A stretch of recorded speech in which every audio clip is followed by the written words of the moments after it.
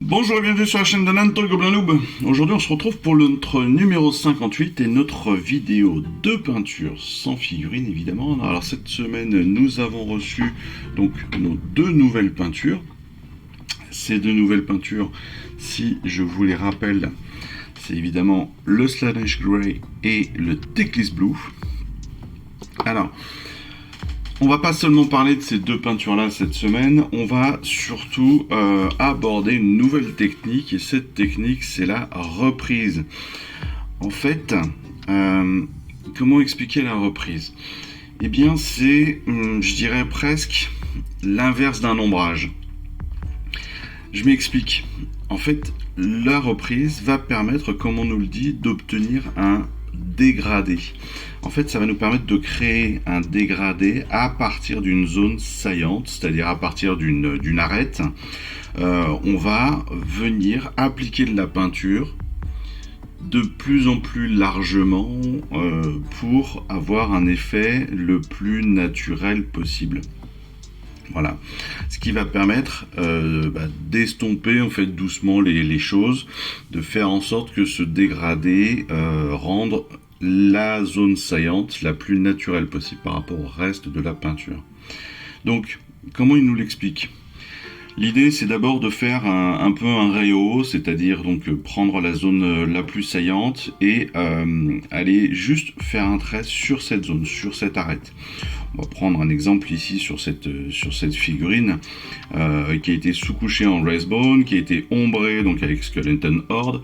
Donc ça donne déjà un résultat qui honnêtement est pas mal hein, pour ceux qui aiment. Moi j'aime beaucoup cette teinture, donc je trouve qu'en soi elle se suffisait à elle-même.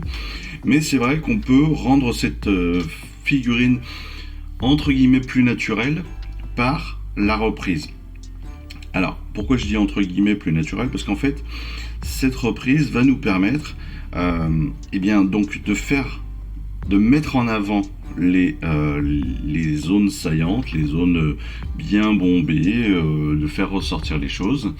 Et puis derrière, en appliquant ces zones de peinture diluées de plus en plus largement, et donc de plus en plus diluées, en fait, on va permettre d'avoir un dégradé non pas monochrome si sur le principe, mais surtout un dégradé très fin qui va s'élargir petit à petit et qui va faire que notre peinture et notre dilution et notre zone saillante ne se voient plus en fait, elles soient complètement intégrées dans le reste de la figurine. Ce qui va permettre donc de faire ressortir les zones saillantes, mais de garder aussi toutes les ombrages, toutes les zones d'ombrage qu'on a pu mettre en avant malgré tout avec l'ombrage, avec notre peinture contraste. Donc c'est vraiment ça l'idée. La zone saillante, donc on trace la zone saillante avec un pinceau très fin. Après on va diluer une première fois cette peinture, enfin rediluer en fait une première fois parce qu'on l'a déjà diluée, mais on va encore la diluer et puis on va venir en fait se rapprocher de cette zone saillante par des coups de pinceau successifs mais qui se rapprochent de la zone saillante, donc qui va permettre aussi de surcoucher entre guillemets la zone saillante ou les abords de la zone saillante pour que la dilution et pour que comment ça s'appelle je trouve pas le mot exact, je vais trouver c'est fou ça. Pour que ce dégradé, voilà, pour que ce dégradé soit beaucoup plus naturel, c'est-à-dire qu'on n'aura pas deux zones distinctes, les deux zones vont se mélanger très légèrement sur les bords, et puis on va recommencer en fait cette technique-là en élargissant encore plus, en diluant encore plus, et en ramenant donc la peinture vers la deuxième zone. Ce qui fait que la zone saillante va être dégradée légèrement avec la première zone de peinture sur les côtés, et qui va être elle-même là aussi en dégradé avec la troisième zone qu'on va créer, et ce qui va permettre donc encore une fois de relever les zones saillantes, de relever les parties un petit peu classiques, tout en amenant un dégradé et en gardant donc à l'inverse toutes les zones que l'on aura bien ombrées, que l'on veut garder bien ombrées. Cette technique, on va s'en servir pour tout. On peut s'en servir pour tout. pour les peaux d'estrier, on l'a vu, pour les peaux aussi de Moloch par exemple, mais aussi pour les capes, pour les tissus, parce qu'on a énormément de zones saillantes sur les tissus, on le voit bien sur les capes, hein, tous les revers, toutes les rebonds comme ça qu'on a de nos capes, eh bien on va y appliquer de la peinture sur notre zone saillante, puis avec une dilution de cette peinture, une deuxième donc, parce que évidemment on ne met pas une couche comme ça, hein, on dilue toujours notre peinture, on le sait, mais on va repasser une zone encore plus diluée vers cette partie saillante, donc des traits comme ça qui vont revenir vers la zone saillante, puis une troisième zone, une troisième couche qui va être encore plus large et qui va revenir sur cette deuxième zone. Ce qui fait que on va passer d'une couleur quasi naturelle à une couleur légèrement dégradée, une couleur encore plus dégradée. Ce qui fait que cet effet comme ça va se fondre tout seul dans notre figurine.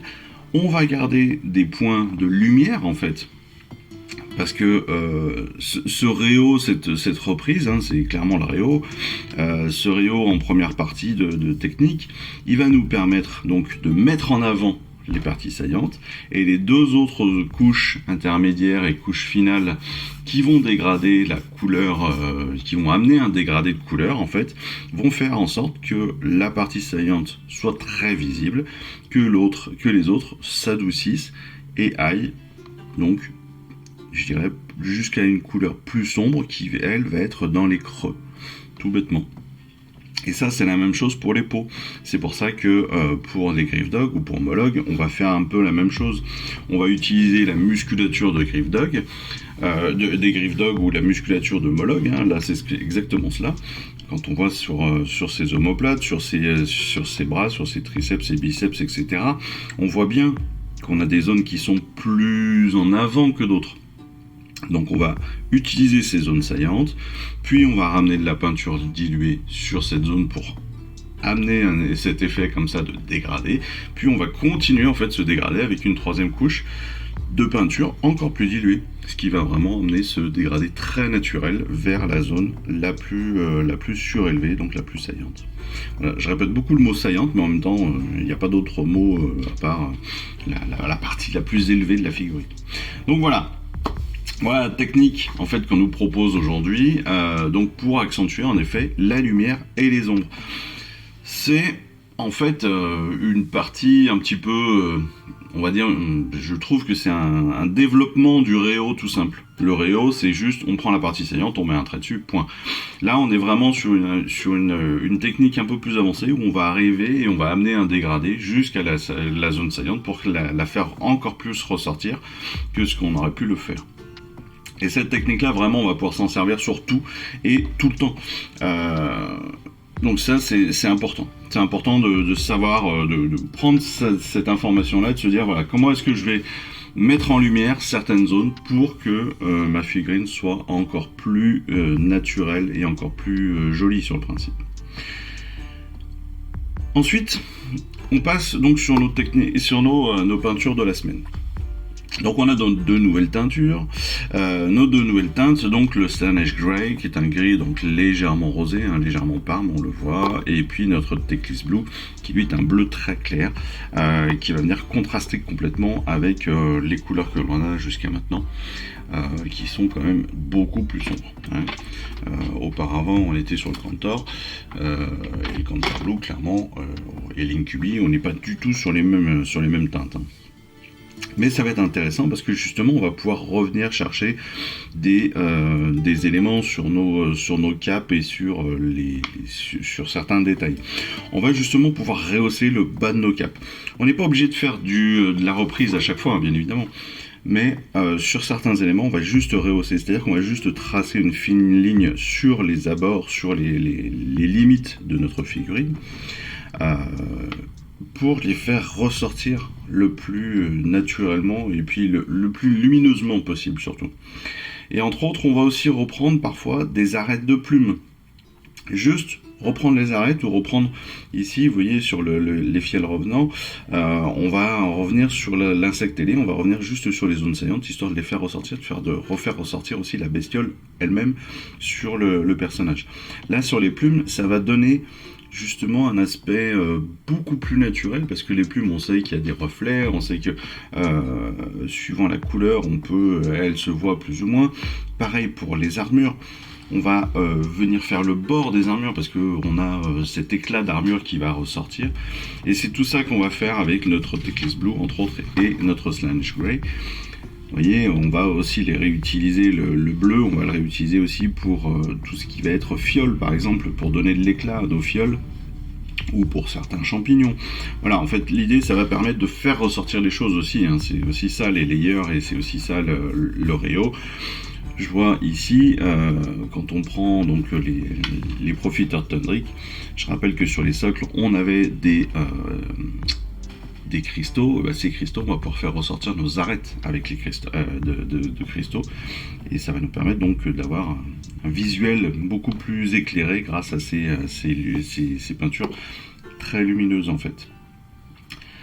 Pour le Slaanesh Grey, c'est un peu la même idée. On va aller chercher en fait des zones, entre autres sur le Baraknar Burgundy, parce que ça va très bien se fondre avec, ça va très bien relever le Baraknar, et on va pouvoir faire un petit peu les craquelures qui sont sur la peau de Mollog, ou les petites pustules, hein, vous voyez toutes les petites verrues là qu'il a sur le dos, sur les épaules, on va pouvoir les faire ressortir juste d'un petit point, ce qui va pas altérer, ça va pas forcément altérer le Baraknar Burgundy, on verra toujours bien, mais on va venir mettre en avant des éléments de sculpture de notre figurine.